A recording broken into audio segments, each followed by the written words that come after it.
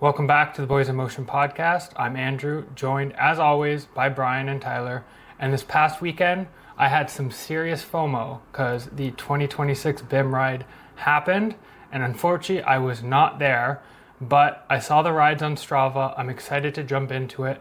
And before the ride, there were some rumblings that Tyler was going to show up with his TT bike, so I'm excited to hear about it. Yeah, that was some shocking news. But honestly, it was a great weekend. We did miss you, but overall, it was phenomenal. We had a great weekend. In my opinion, community events like that are honestly one of the coolest parts about endurance sports, and being able to organize the crew, the ride, the routes is just amazing, and it makes for so much fun. One, two, three, four.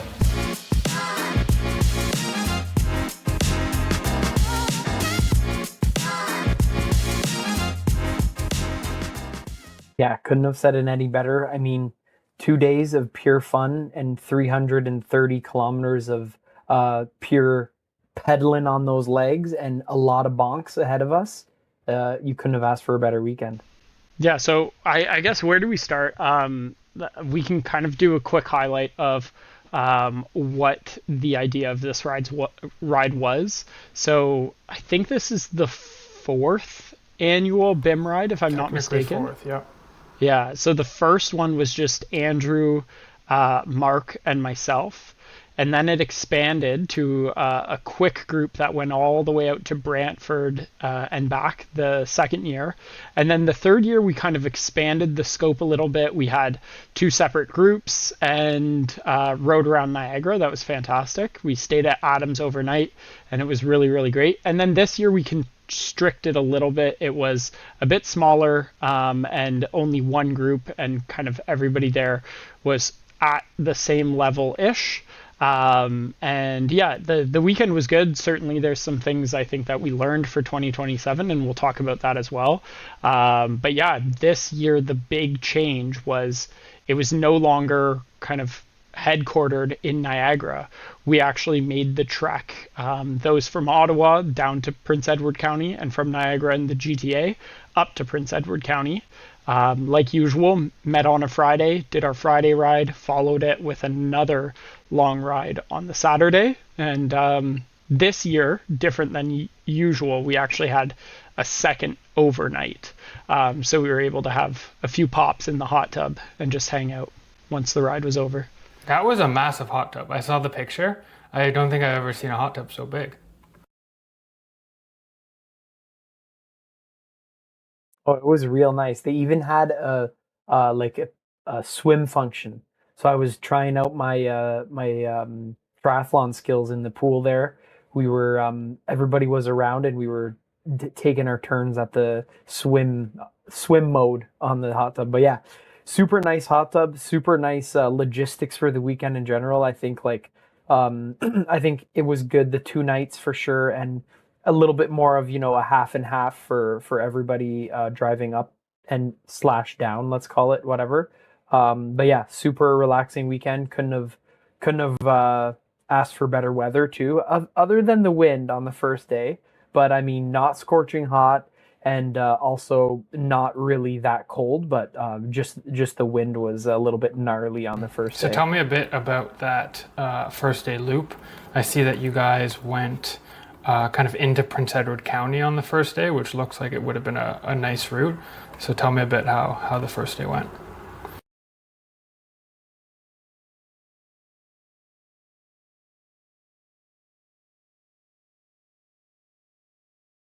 Just pulling it up here as well. Give me 1 second. Okay, so first day, 165K, or whoops, No, this so I is have day the two. first day up. It was closer to Okay, 168. you I have it mean, up yeah, here. like over 100 miles. Yeah. And I'm trying to see how I can get the actual map. Oh, there's the map, but it's not Yeah, loading. there we Oh, go. there you go. Yeah, so that first day, we started in Trenton. And from there, we rode on to Prince Edward County, and did kind of a loop down to a nice coffee shop.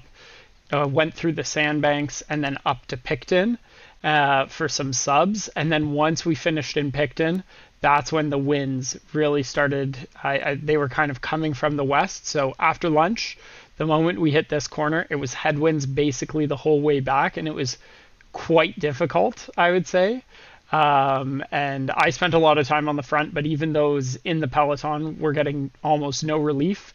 We had one last stop like close to the end and finally made it home, but I know everybody was pretty much in a pain cave by the end. There were points where the wind was blowing directly in our face at like 50k an hour, and we're going like 20k an hour at over 300 watts at the front. So it was pretty tough at some points. Yeah, it was wild to just see that when you were not on the front, because of course riding in a peloton is a lot easier, but even when you're not on the front, how crazy that wind was, even coming from the side or even coming through the whole field. And I remember sometimes rolling back to the back, and I remember even Tomic a few times being like, "There's no relief back here, buddy. You're still gonna get roasted," especially getting close to 100 miles on the legs on the first day, especially not being used to it. Yeah, it was definitely tough, but I think well deserved and well worth that grind. Yeah, one of the exciting things is on this first day we had a few spots for some KOM attempts. You see a number of second and third places here because I was the supporting crew for a lot of those KOMs. But it was cool to see Alex got one, and then Mark also got a blistering fast one, both before that first stop. And it was fun just to, like, as a crew, go out and attack something hard together. So there were definitely some battles. So no CRs that on was that really first fun. day for you? They were all stolen? Oh yeah, I tried really hard to get one right around Sandbanks, right before that Sandbanks stop, but didn't have it in the legs. I think we were all very juiced from the first 2 hours. They came on hot and heavy, and a lot of it was a battle between each other, but also against the other KOMs. And the one thing that was sort of a letdown of the first like hour and a half was that we kind of got separated because of the KOM. Alex and I missed a turn. Mark, Ty, and Mustafa and Mike, I believe, all made the proper turn. But then Alex and I were left like 10 kilometers or like 5 kilometers behind the next group. So somebody like Adam, for example, I didn't really ride more than maybe 20k during the first 40k of the day, basically.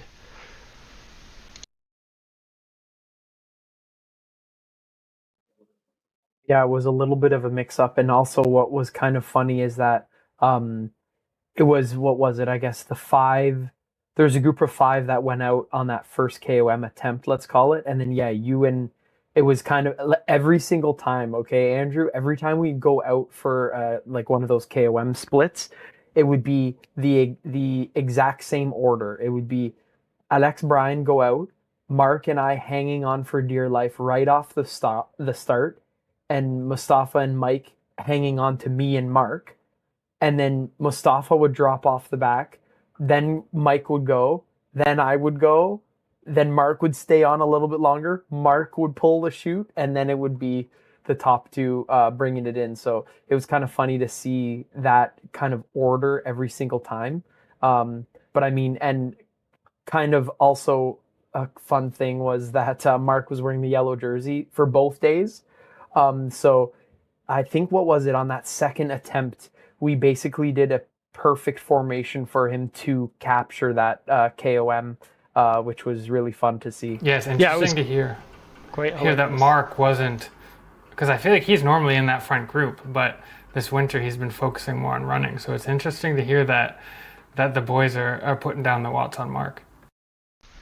Yeah, I mean, he got one of them when we really teed it up for him. That was perfect, and it really suited his style. But for sure, some of those like longer pulls where there's some grades that he's got to climb, was a little bit more difficult than in years past for him to stay connected.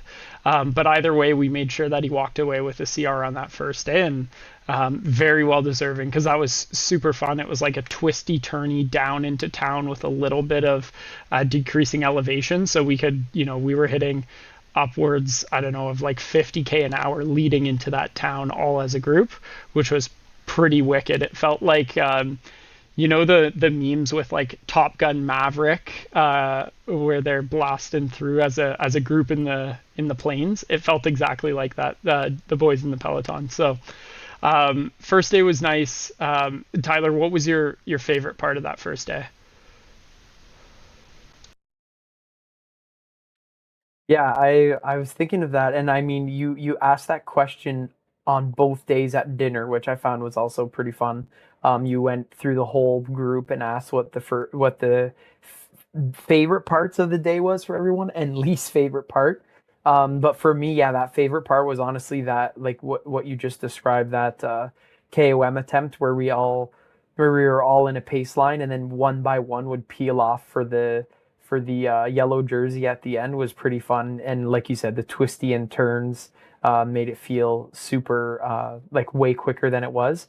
And also, I guess just in general, I think the beautiful roads and like the routing was super nice, and like it wasn't that busy. Like obviously some sections had a little bit more traffic, but in general, I think just the roads and the scenery was amazing the whole day. Yeah, Both I days. agree. I think a lot of the roads were pretty good. The one problem with Prince Edward County is there's like only a few main roads that lead in and lead out. And at some points you're just kind of stuck. There was like no way around taking some of those, but I think we like minimized the amount of time we spent on busy stuff. Yeah, I think that first coffee shop to me was like one of the highlights now looking back, because it was that first time where like everybody got off the bike. It felt like all the stress of the week was gone, and we were like finally in the ride, and just hanging out. And so that was really really nice, just to grab a nice drink, a nice treat, and really get the weekend started.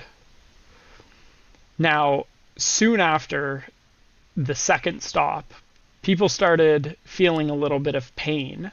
And before we even got to Picton, we had our first bonk, which was definitely the toughest part of the week for Mike, where between kind of kilometer, I don't know what it would be, something like kilometer 100 or so of the day, or 90 of the day, all the way into Picton. Yeah, I think it was Yeah, 95.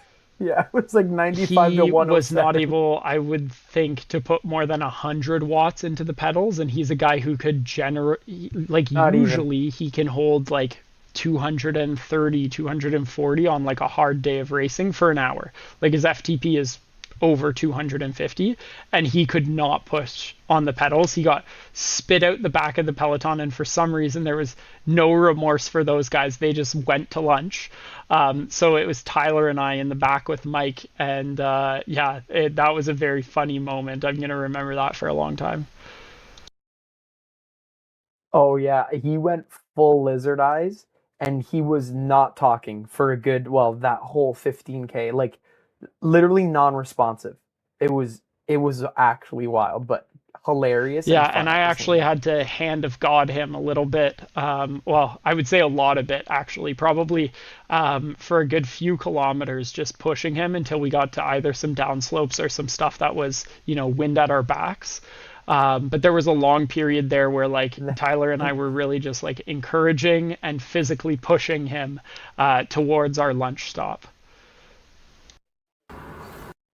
And Andrew, get a load of this. So he's starting to push Mike up these hills, and I'm trying to eat the wind in the headwind up a hill, and I'm also bonking.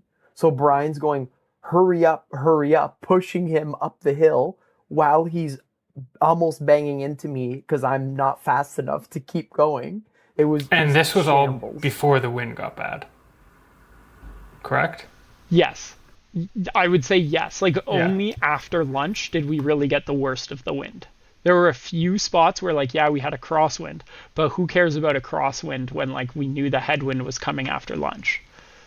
So I do see that this year you guys upgraded the normal subway stop, and it looks like some like maybe like a small town spot. I don't know if it's a chain, but I see the definitely not Subway subs. And did it give them a second life?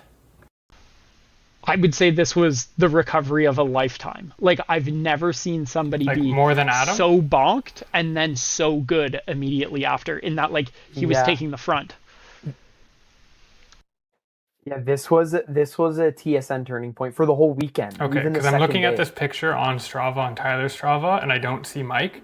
So I wasn't sure if he was like horizontal on the ground in this photo.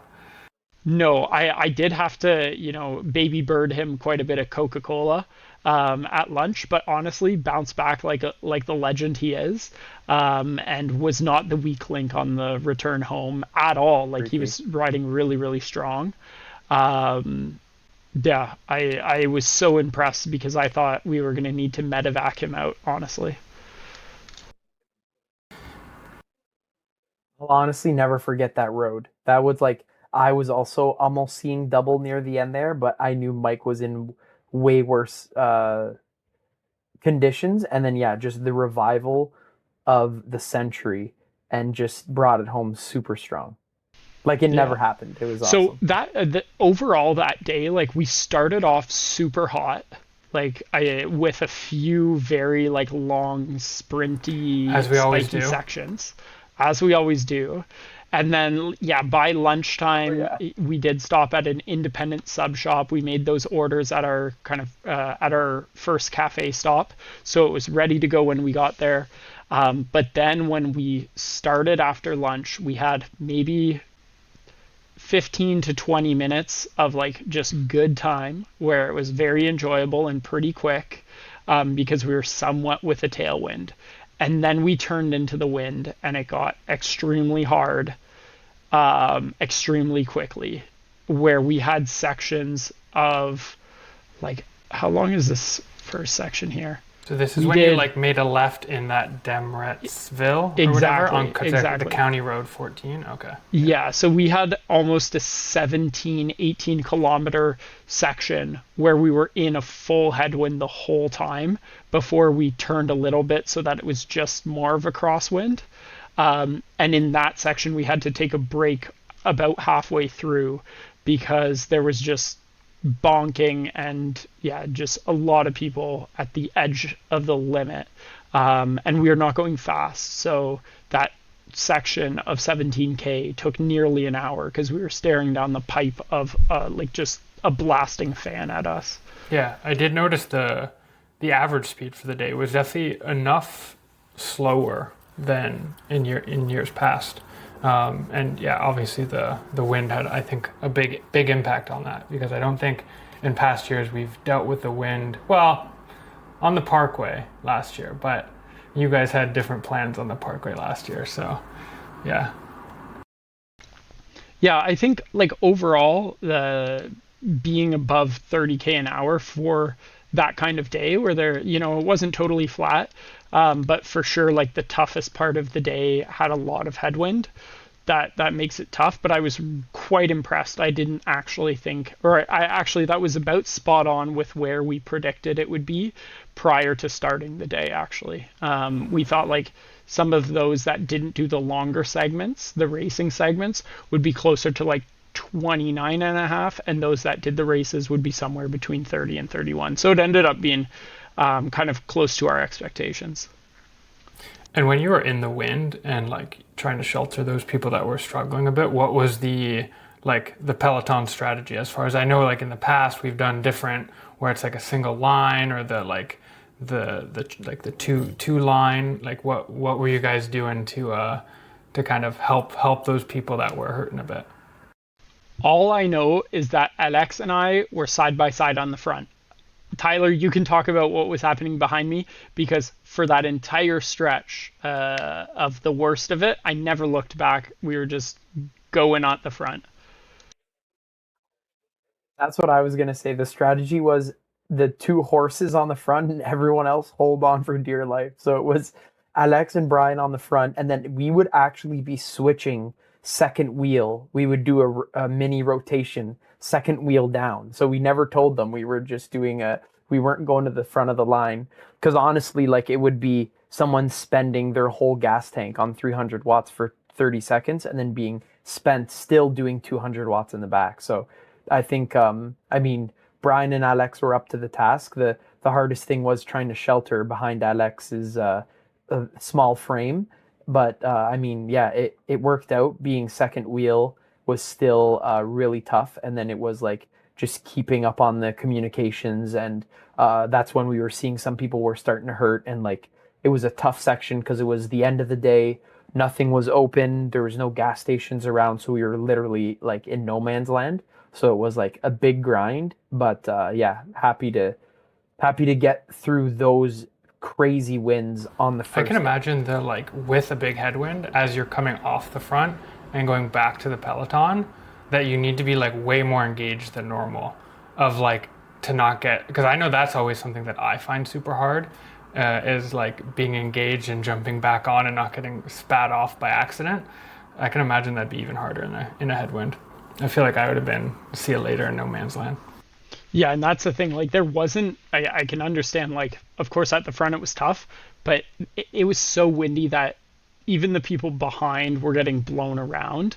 And so, if a gap opened up in somebody's wheels, people were kind of already in the wind, like getting spat out. So yeah, definitely difficult. And we did try to do a few like chain gang kind of peloton setups earlier in the day, and sometimes that worked well, sometimes it didn't. But it's a learning curve. Like, it takes a lot of time to kind of understand the dynamic, and if you're not riding in a group frequently, it's just not second nature. And when you're trying really hard to fit into the peloton, that's where I feel like some of those issues pop up. Like, fast is smooth, and to be smooth, you really just need to have the habits in the peloton. And I think we had some of that trouble, but honestly, it was just very, very difficult. Luckily, we did get a fun little stop at around 150k, where we had about 18k left to the end of the day, where we stopped at a fruit stand. They were closed, but we saw that they had a few drinks, so we just handed them a little bit of money under one of like the things at their stand and just took those drinks. We did end up talking to the people who own the stand afterwards, but we just took 4 drinks, spread them amongst the fellas, and left $20 for them. But yeah, we were in need of some refreshments by the end of the day. Now, did everyone on the ride, I know in past years, there's been some people that have been underprepared in the carb department, or even hydration department, I would say. Were there any of those issues throughout this ride, of people underfueling, getting thirsty, anything like that? Or have lessons been learned? Outside of Mike, who I feel like that was a little bit of a carb issue, I think most people in the peloton were experienced enough at these longer rides that they knew what they were in store for. So I think, like, relative to most years, that it was pretty good. I would say, yeah, like maybe Mike and Mustafa, to a certain extent, weren't quite carved up enough at certain points in the day. But yeah, I think I would say we scored pretty high in that regard.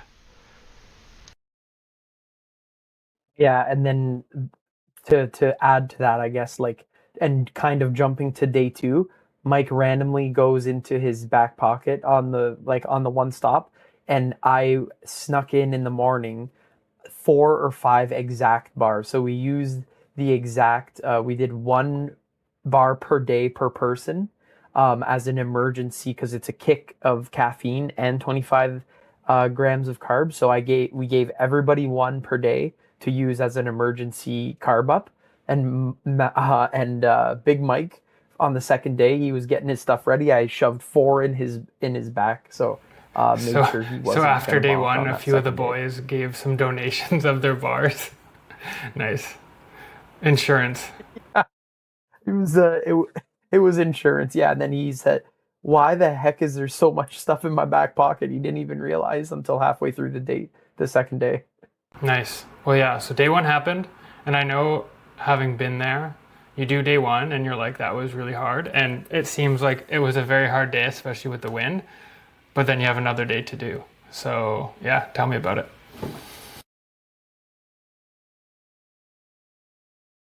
Well, immediately off the get, Adam and Mustafa were out as of that morning. They both were not didn't in. join. Didn't Correct. join day two. Okay, I didn't know that. They did not even start day two. Adam actually on day one pulled the chute quite early. He had not ridden his bike maybe since the last BIM ride. Well, he's certainly not in 2026. He hadn't ridden his bike. And now officially, Mike has more mileage on Adam's bike in 2026 than Adam has on his own bike in 2026 because, Mike, he's got that big tungsten, real heavy clunker of a road bike. So Adam lent him the light Bianchi for the climbing day. Oh man! Because day two had a lot of climbing in store. I think we did about 600 meters of climbing on day one, and day two was over 1,000 meters. So and a lot of it was much spikier than what we experienced. It almost felt like there was very little elevation on day one. But day two, you really, I knew what we were getting ourselves into. And it was definitely much more difficult of a day because of the elevation, although the wind on day two was much better. Although we did have some windy sections, it wasn't anything like day one. So let me show you a little bit what that day two map looks like. Oh, it was hilly on that second day. Like you said, Brian, made the first day feel pancake flat with still we had what 700 meters elevation. So that was you used to those meters of elevation further into the summer here in Ottawa, but yeah, this was a good and kick in I the know butt. mine says 938, but I know like Ty, your activity recorded almost 1,100 meters of elevation, so quite a significant amount. Day two was definitely slower, but we ended up starting in Grafton, where our Airbnb was. We went through Presqu'île, which was a beautiful little loop on a provincial park kind of island. And then we went to Brighton for a coffee, rode up through Trenton, and then took a pit stop in Frankfurt, just a quick kind of convenience store. And then we went across the Trent River, and then the elevation started. So you can see the elevation profile here. By the time we got to kind of across the river, the elevation started to kick up. And I would say one of the toughest parts of the day was this stretch here going into Campbellford That's straight because away. it was just Yeah, crazy wild. spiky rollers. Some of it like beyond 15% grade. Like it was really crazy. Andrew, it felt I literally told everybody we were on the friggin' behemoth. It was like we go up a mountain. It felt like a mountain. We go up a hill, you can't see the top, and then you get to the top, you go straight down and then straight back up. And then you go to the top, you see what's next. Straight down, straight back up. And then it goes up like it was like ladders. And then you go straight down and then straight Yeah, back this up. looks It like was the Ottawa really Marathon nice. course to me when we did it. All the fun in the second half. Yeah, That's and for literally what some it it was. was fun. For others, it was fun and it was suffering. So we came into Campbellford for our lunch stop. Adam and Mustafa actually drove out to meet us, and we had kind of a long lunch. A few of the boys had a beer, which was really really nice. And then this is the point where John pulled the chute on day two. Um, we, in hindsight, I think it's kind of agreed that like the some of the toughest elevation, like the spikiest stuff, is what we did early in the day. But we did have like some pretty wicked longer climbs to come. So I think like he ended up hitting the toughest spiky part, but maybe not like the longest endurance climbs of day two. But the nice part was once we kind of finished those endurance climbs, we had a nice descent into our Airbnb. So after Campbellford, these were some of the most amazing roads that I think we rode on. Yeah. Beautiful. And also, just to add to that, Brian went, "Oh yeah, all the climbing's over by now." And so Mike could also attest to this. Every single time we'd see a climb, me and Mike at the bottom of the pack would be like, "Is Brian all right? He said there was no more climbing," and we Oh, just no, kept To be no going. double fair, digit.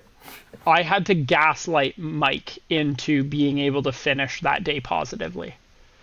Oh So yeah, and you're and right. how that happened is like we came through and we did a nice gravel climb through this point, and then I That was Yeah, that not pardon, doesn't sound nice. nice. That you didn't was like not that? nice. That I walked. I walked. The one No, I no, no, walked not the up. one you walked up. The like packed dirt kind of road where we hit the. Let me pull up this picture Oh where we yes. hit the Oh yeah, tree that that one. was down. Oh yeah, Like you the can see how tree. this road is like Yeah. pretty packed down. Yeah. Yeah, that was fine. That was fine. Not the No, train no, no, no, track no. So rocks. so we did that little gravel section and then we came into Warkworth. This is where Tomic and I stopped for the last coffee of the day. And then at this point is when I said, okay, the climbing's all over to Mike because I could see he was starting to get gassed. And then we started rolling again. And at some point around, I don't know exactly where, but at some point there was a gravel section that almost took Ty's life. That was absolutely heinous. Probably the worst time I've ever had on a bike. What tires do you have on this new bike of yours? You have 30s, right? Oh yeah. So That's an I had the off-roader. thickest boys, and I had the thickest boys and the newest bike, and yeah, couldn't make it up or down that hill. That was freaky. So one name other than you actually just mentioned him just at the coffee stop, but one name I haven't really heard is Tomic, and I'm very excited because I feel like last year he was like to me the like standout rider where you hadn't been on a bike too much and then just came out and went blasting on that day he was there. So how did Tomic fare on his new steed this year? There's a reason we haven't mentioned him, and it's because he was just sticking to wheels and under control basically the whole day. Um, I think he was smart maybe on the first day not to do some of those crazy sprints. Now in hindsight, I wish he had because he ended up being kind of in the same category as like he did every kilometer of day two, and he was not the one that was bonking. Um, often coming up those hills, it was Alex and I kind of neck and neck, and then I think Mark and then Tomic would come up, and then Ty and then Mike. Kind of after lunch, that was the order of every climb. Yeah. Yeah, he was strong. And yeah, that's why we didn't mention it because he had zero issue with the whole weekend, not even one of the days or both of the days. He was crushing it, chatting it up the whole time, enjoying it, and yeah, sticking to wheels and knowing when to push, when not to push. Yeah, he did really Yeah, great. so I think we definitely I'm aiming to do a ride up near his place in Vaughan. Hopefully we can get him a KOM and do some like faster stuff because I think he's got a lot of potential and riding with him this weekend was a pleasure. Now, one note, Andrew, you asked about KOMs. I did end up being able to go and snag one on the crazy like roller coaster section right before lunch. Um, Kind of the descent although there were still some climbs into it, it was a net descent of about 3 minutes, like just beyond my VO2 max pace. Very tough, especially because my drivetrain was entirely screwed in that I could not sprint at all, or else my chain would just come whipping off my bike. So need to hit the mechanic shop because my bike feels like it's broken right now. Because anytime I go over like 600 watts, the drivetrain just explodes. Nice. So that was solo. Like I assume if it was up and down, it wasn't like a lead out situation like day one. Oh yeah, I didn't tell a soul that I was going for it. I Oh, just she was waited solo. behind a little bit and then came blasting through. Yeah, that was my question. Did you know that that was coming? Like, were you trying to I snipe it? knew that the latter half of that did have a segment, but I actually thought it was a little bit longer, so I ended up going like 400 or 500 meters longer than I had to. Yeah, Okay, you didn't on know. like Yeah. at an all-out pace basically. And I don't think I started Oh it yeah. early. I started it on time, but I kept going long. He Andrew, like he basically was at the front with Alex, and then they both kind of dropped back, and like obviously everyone else kept going because we knew they could catch up. And then Alex was just staying with some of the stragglers hanging out, and then Bryan was nowhere to be found. And then near the end of the whole straightaway, like on one of the last climbs or descents, I just sat. It felt like a car coming by me. I'm just like, I'm going fast, I thought. I think it was on the descent. Yeah, I was going fast down, and he's just pushing watts going downhill. I just look over. I thought a car was whizzing by me. It was real nice. Yeah, there were extended periods of time where I was over 60k an hour, like still trying to push like hundreds and hundreds of watts, which was very fun. Um, so yeah, I think overall, like the day was incredible, and it ended really nicely in that we had a descent into the Airbnb. So after the 150th kilometer or so, we were kind of downhill all the way back, which kind of was nice for all of us. I think instead of finishing off with a big climb, we had all our climbing, and then we got to chill on a nice descent, just train it back to the Airbnb. And yeah, that's when we had a nice like barbecue plus what else did we have? Oh, some cold beers at the Airbnb because we didn't have anything to drink day one. I think after a hard day that makes sense. And you know you have another hard day coming. Yeah, exactly. Yeah. Yeah, no, it was good. And yeah, the finishing that up was super relieving, but also like it was, you could say bittersweet because it was a lot of fun, but also like super happy to be off the saddle. But like going to work on Monday, I was just like in the the post, the call it post race blues, but the post BIM ride blues, and just wishing I was back out there on the saddle. So it was yeah, definitely a good weekend, and good way to push all the way through Yeah, and both what days. is crazy to me is like, so for us, I would say like based on our level, this is slightly easier than a tour stage would be for a pro. Like this is like the top distance we do in a year back to back, but we're not racing it. But like relative to a tour pro who's like used to doing, back to back days of 150 to 200k, like it just puts it into perspective of like how crazy these guys are that they can do actually 3 weeks and racing at like 40 to 45k an hour at most of these stages with wicked mountains.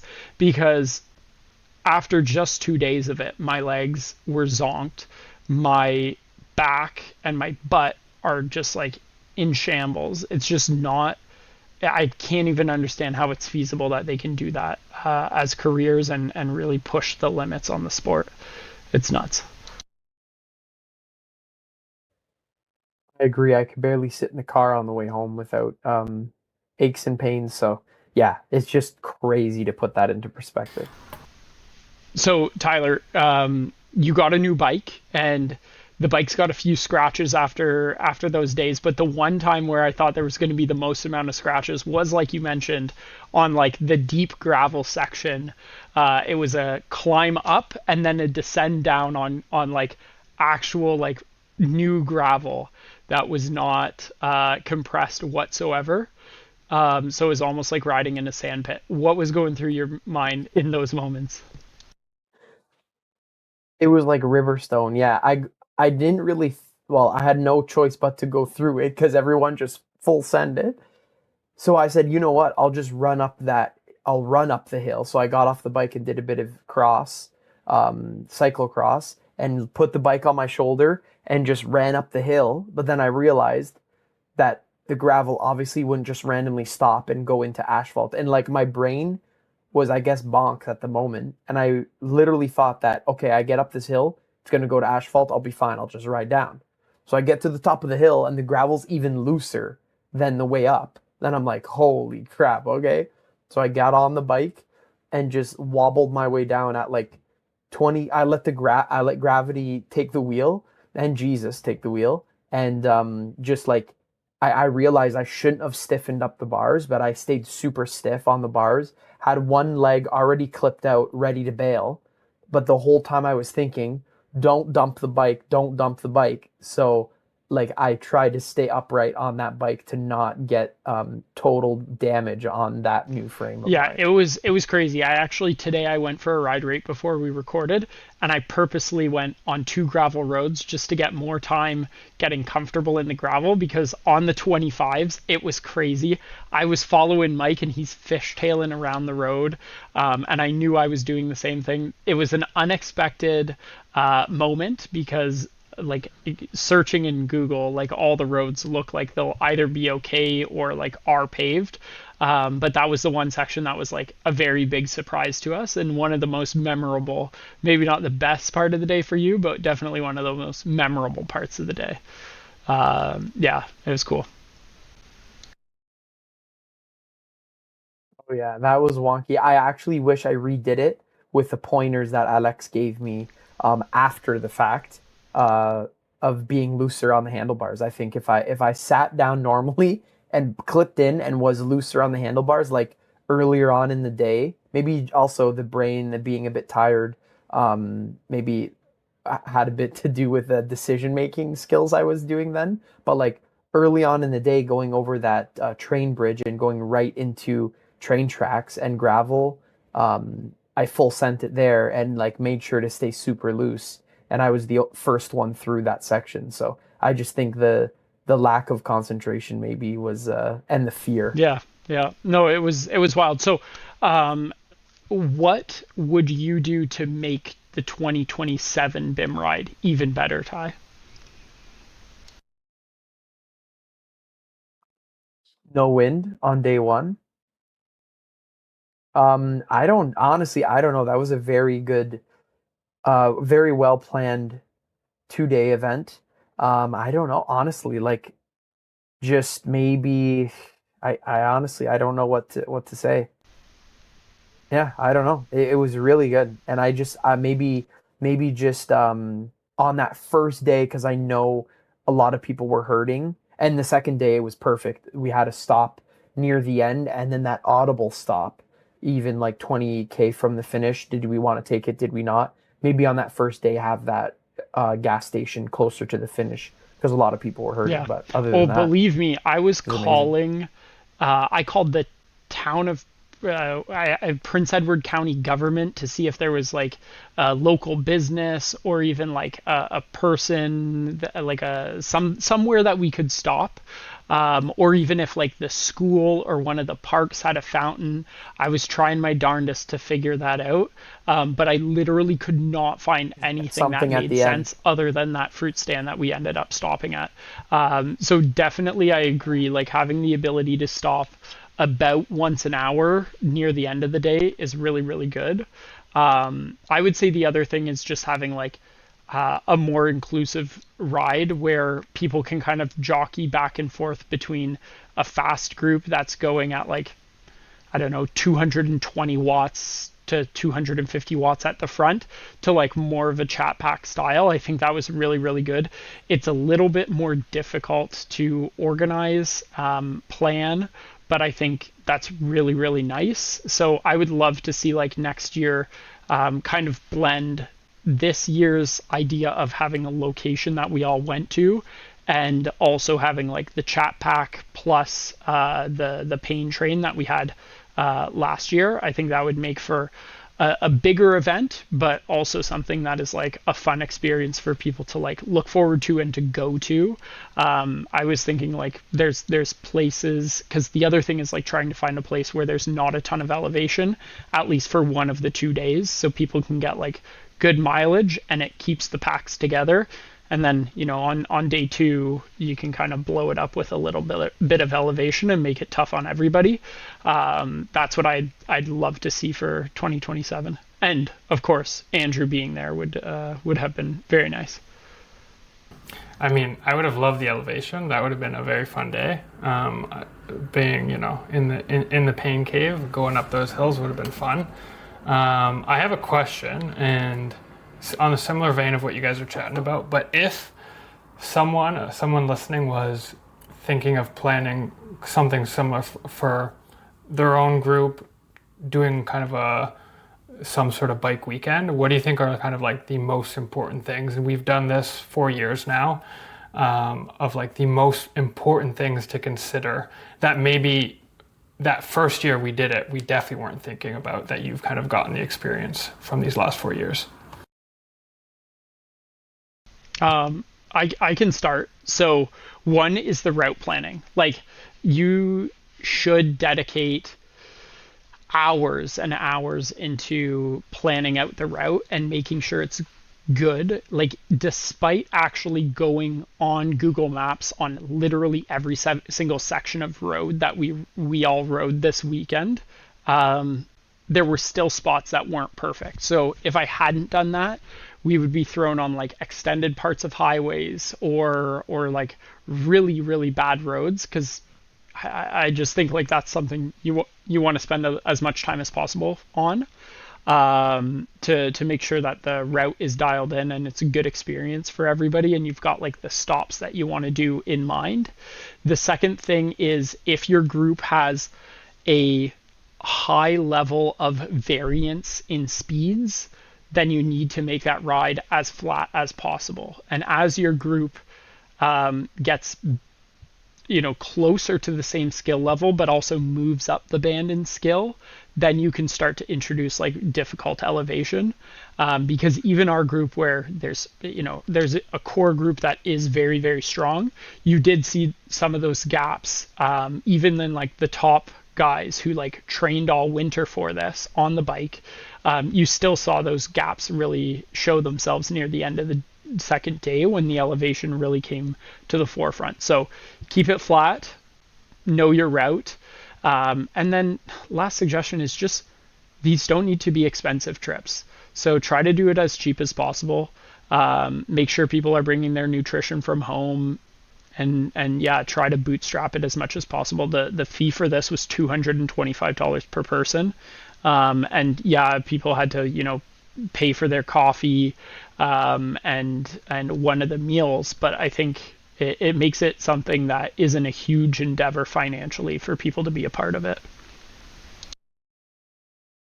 Nice. Yeah, I like those. How about you, Ty? Unless you buy a new bike for the weekend, but no, yeah, I think I was gonna say too, number one is route planning. Bryan did an amazing job with all the research there, and I guess since our second annual BIM Ride, since I guess Bryan introduced me to route planning, I even plan all my routes even on the weekends. Like if I go on weekend rides in Ottawa, I plan my routing. I go on Google Maps. I make sure everything is set up. If it's not a road that I've been on before, I do a little bit of research. Is this road better than that road? So I think, yeah, that'll just elevate your experience and your ride in general, in a group or not. And then also, of course, like I think safety, every year we just keep increasing, I think, the safety aspects of everything. So we just think of a little bit more a little more things in general as, let's call it, the event leaders. So like, bring a first aid kit, always have a tool kit and patch kits and stuff like that, helping the rest of the group out, making sure everybody, again, is self-sustained and can do that themselves, but also be that support when it's needed. And I guess we had one flat per day, so everything worked out fine. No major injuries either, but we were prepared for it. Nice. Yeah, those are some good tips. The being prepared for, I know we had a little bit more of a scenario last year, and just as far as like having a bit more like first aid, even just like a emergency first aid kind of that we would like bring backpacking, something small, I think is good, especially if you're out there in a spot where you don't necessarily have a pharmacy or something close. So yeah, I think those are good tips. Yes. Yeah, so I thought of that incident and the Mustafa train track. So we did bring like we had gauze, we had scissors, we had tape, we had band-aids, alcohol wipes, just a little bit, just to bring us, like you said, to the next city or whatever, just in case we were stranded. So yeah, fortunately we did not have to use it, and I took a gravel tumble in a construction zone, but no needs for being bandaged up. I'm sad that Bruna took more scrapes than you did. I think you would have preferred it the other way around. But yeah, I think a good place to wrap. Love the recap. Was a lot of fun to hear the behind the scenes. Definitely not as good as being there firsthand from having done a few. But yeah, seemed like a good weekend. Yeah, and if you've ever thought about organizing a training camp with friends or taking on a new challenge outside your comfort zone, hopefully this episode gave you a few ideas. Be sure to follow the Boys in Motion, get in contact with us, and if you know somebody training for their next race, send this episode their way.